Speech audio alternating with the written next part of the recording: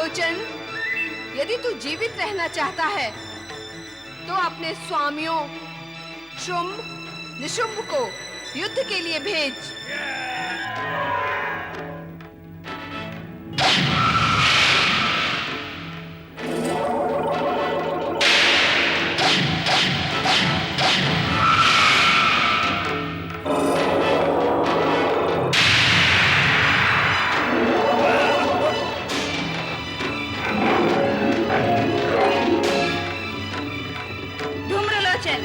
यदि जगदम्बा कालिका के हाथों मरना नहीं चाहता तो तुरंत लौट जा।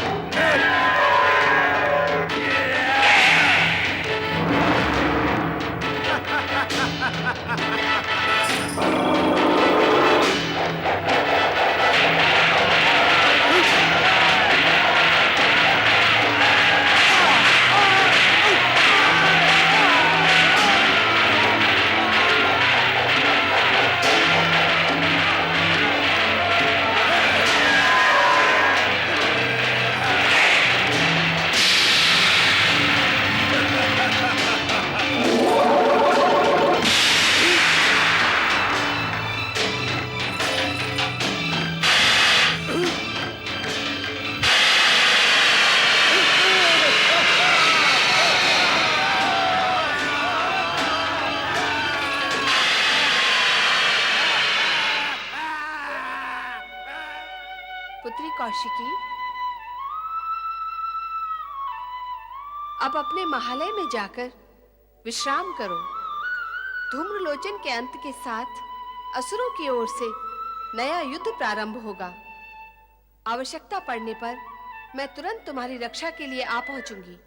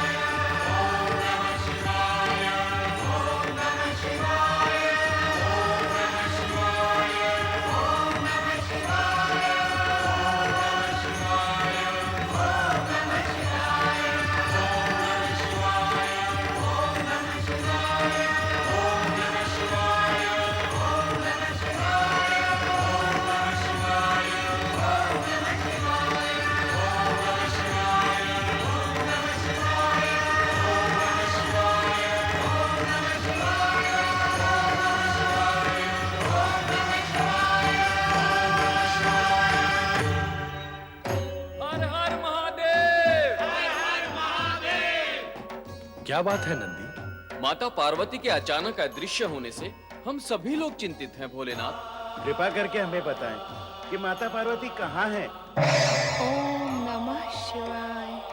माता पार्वती की जय। माता पार्वती की जय।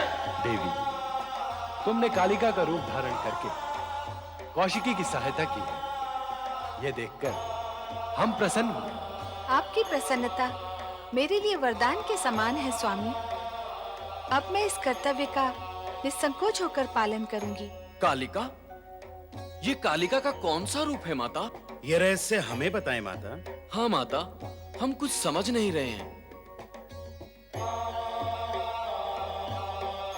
धैर्य धारण करो नंदी, धैर्य धारण करो। इस रहस्य को जानने के लिए तुम सभी को प्रतीक्षा करनी होगी।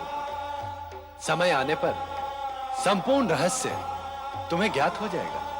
रक्षा करें दैत्यराज, रक्षा करें, रक्षा करें दैत्यराज, रक्षा करें। हमारे सैनिक मारे गए दैत्यराज। चिल्लाते ही रहोगे या कुछ बताओगे भी? दैत्यराज, कालिका के प्रहार से हमारे सेनापति धूम्रलोचन जलकर भस्म हो गए और हमारी असुर सेना नष्ट भ्रष्ट हो गई दैत्यराज। हमारे बहुत से सैनिक मारे गए और हम अपने प्राण बचाकर बड़ी कठिनाई से यहाँ पहुंचे हैं दैत्यराज। कौन है ये कालिका? कहां से आई ये कालिका जिसने हमारे सेनापति धूम्र लोचन को भस्म कर दिया? कौन हो सकती है कालिका? अवश्य ही ये सुंदरी कौशिकी की रक्षिका है। सबसे पहले हमें रक्षिका कालिका को ही समाप्त करना होगा। यही एक उपाय है। निशुम, वो सुंदरी असीम शक्ति की स्वामिनी प्रतीत होती है। हमें अत्यंत सावधानी से युद्ध में उस पर विजय प्राप्त कर उसे यहां स्वर्गलोक में लाना होगा। दैत्यराज, इस समय आपको युद्ध भूमि में नहीं जाना चाहिए। धूम्रलोचन अपनी असावधानियों के कारण ही युद्ध में मारा गया। इस समय तो आपको किसी चतुर, सचेत, सावधान असुरवीर को भेजें ताकि वो अपनी चतुराई से कौशिकी को समझाकर यहाँ ला सके। दैत्यराज, उस सुंदरी से हम एक बार मिल चुके हैं। मिलने से हम उसके स्वभाव से परिचित भी हो चुके हैं। इसलिए एक बार फिर हमें उसके पास जाने का अवसर दे दैत्यराज। हमें विश्वास है कि हम उसे यहाँ लाने में अवश्य सफल होंगे। निशुम, मेरा विचार है हमें इन दोनों को ही भेजना चाहिए। हाँ भैया शुंभ, मैं भी ऐसा ही सोच रहा हूँ। चंड, मुंड, तुम दोनों असुर सेना के साथ उस ओर प्रस्थान करो। किंतु सावधान, विजयी होकर लौटना। ऐसा ही होगा दैत्यराज। स्वर्गाधिपति महाबली दैत्यराज शुंभ निशुंभ की जय। नारायण नारायण। स्वर्गाधिपति महाबली दैत्यराज शुंभ निशुंभ की जय। स्वर्गाधिपति महाबली दैत्यराज शुंभ निशुंभ की दैत्य सेनापति चंड मुंड की जय। अरे नारद, तुम ही हो। ये तो सारा जगत जानता है कि मैं हूँ। पूरी बात सुनो नारद। चंड कह रहा है कि तुम ही हो जो देवताओं को हमारे स्वामियों के विरुद्ध भड़काते हो। तुम देवताओं के मित्र और असुरों के शत्रु हो। होता है, कोई किसी का मित्र तो कोई किसी का शत्रु होता है। जैसे आप बुद्धि के शत्रु और दुष्टता के मित्र होता है। क्या कहा? मैंने कहा, हे वीर असुर, क्या जगत में ऐसा भी कोई निर्बुद्धि प्राणी है जो देवताओं का शत्रु और असुरों का मित्र होना चाहेगा? और यदि होगा तो सारा जगत ही उसका शत्रु हो जाएगा। नारायण नारायण। ए नारद, तुम सदा ही बुद्धि में ना आने वाली बातें क्यों करते हो? किंतु किसी बुद्धिमान ने मुझसे ऐसा कभी नहीं कहा। उनकी बुद्धि में मेरी बातें अवश्य आ जाती होगी, है ना? बहुत बोलते हो नारद। मैं केवल बोलता ही नहीं, खोलता भी हूँ। क्या खोलते हो? रहस्य।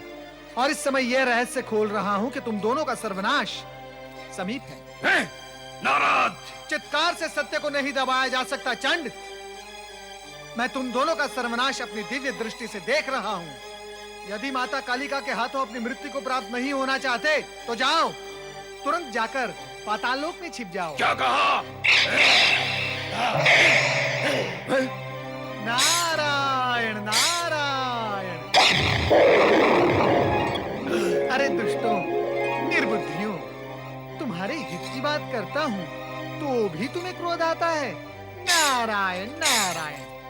मैंने तो केवल तुम्हें सावधान किया है कि जिस ओर तुम जा रहे हो उस ओर साक्षात जगत माता, जगत जननी, जगदम्बे आदि शक्ति विराजित हैं। वे सत्पुरुषों की रक्षा और असुरों का विनाश करती हैं। उनकी पुत्री देवी कौशिकी भी इन्हीं गुणों से संपन्न है। वहां तुम्हारी मृत्यु निश्चित है। मां कालिका के सम्मुख तुम अधिक समय नहीं टिक पाओगे दुष्टों। अब मेरी बात बुद्धिमानों के समझ में आती है ना, तुम कैसे समझ पाओगे? नारायण नारायण।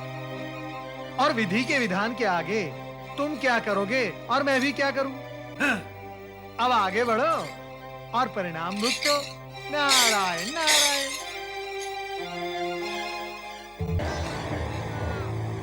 माता, आप इन असुरों को यमलोक पहुंचाएं। मैं चलता हूं, मुझे आज्ञा दें।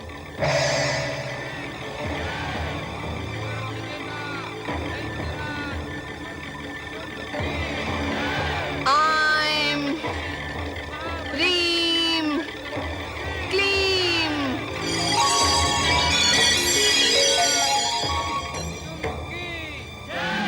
असुर सेनापति महाबली चंड मुंड की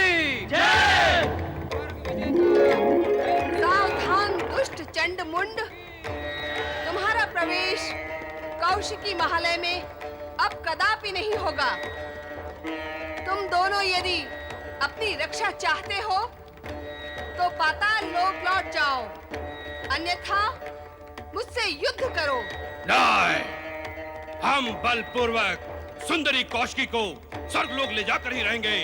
स्वर्ग विजेता शुंभ निशुंभ की यही आज्ञा है। चंड मुंड, तुम दोनों को समाप्त करने के लिए ही मैंने चामुंडा का रूप धारण किया है। हम पाताल के महावीर योद्धा हैं। या!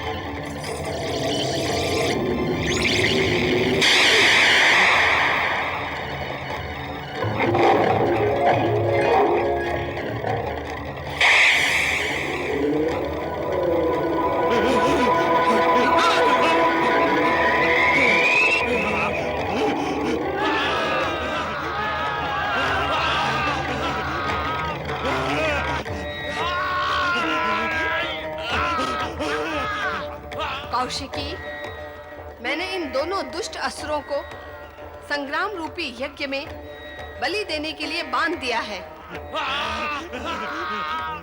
माता, आपने चामुंडा रूप धारण कर लिया है। अब आप ही अपने हाथों से इनका अंत करें।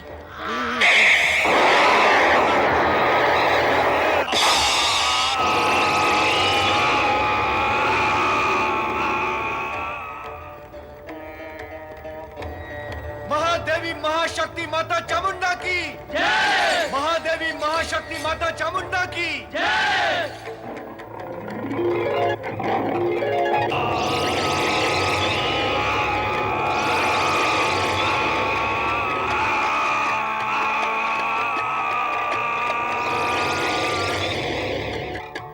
चंड मुंड भी। दैत्यराज, चंड मुंड भी उस सुंदरी के हाथों मारे गए। अब तो आपको उसे प्राप्त करने का विचार त्याग देना चाहिए, अन्यथा असुर जाति का सर्वनाश हुए बिना नहीं रहेगा। असुर जाति के सर्वनाश की भविष्यवाणी करने वाले असुर द्रोही, तेरा ही परामर्श मानकर हम धूम्रलोचन तथा चंडमुंड जैसे असुर वीरों से हाथ धो बैठे हैं। असुर जाति के सर्वनाश से पहले तो हमारे हाथों तेरा सर्वनाश होगा। दैत्यराज, अब तो ये निश्चित ही हो गया है कि ब्रह्मदेव का वरदान ही तुम दोनों के सर्वनाश का कारण होगा। अब तुम्हें उस देवी से कोई नहीं बचा सकता।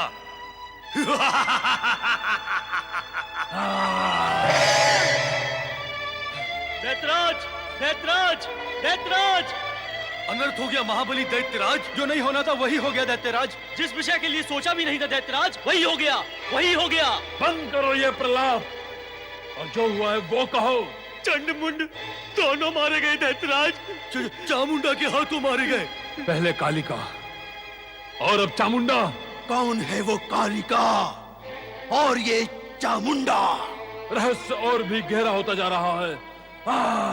लगता है सुंदरी कौशिकी की रक्षा के लिए कालिका ही चामुंडा बनकर प्रकट हुई है। वो कुछ भी बने, कुछ भी बनकर प्रकट हो, उसे समाप्त तो करना ही होगा। इसके लिए आपको अपने चमत्कारी साथी रक्त बीज का आह्वान करना होगा। हाँ, रक्त बीज हमारे आह्वान पर तुरंत पाताल लोक से बाहर निकलकर प्रकट होगा और वो कालिका व चामुंडा को समाप्त करने में हमारी सहायता करेगा। कालिका के समाप्त होते ही सुंदरी कौशिकी आपको प्राप्त हो जाएगी। ये तो तुमने बुद्धि और ज्ञान की बात कह दी निशुम। चलो हम दोनों मिलकर उसे पुकारते हैं।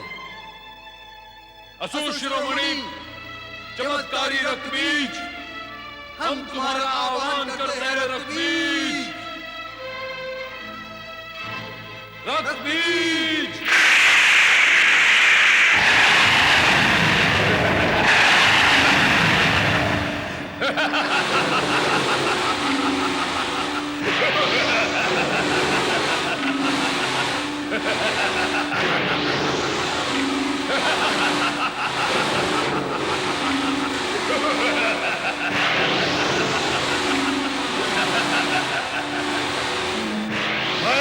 रक्त बीज